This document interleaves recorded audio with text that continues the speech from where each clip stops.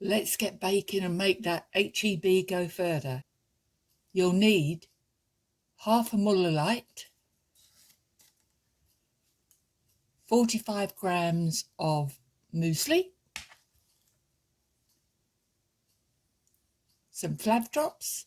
I've chosen cherry because I've got a cherry muller light and some cherry jam, 1 tablespoon of black cherry jam, and 1 egg.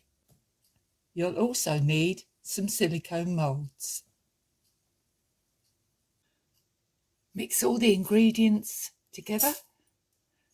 Muesli, the muller light, cherry jam, a few drops of cherry flavoured flav drops, a beaten egg. Divide equally into some silicone moulds.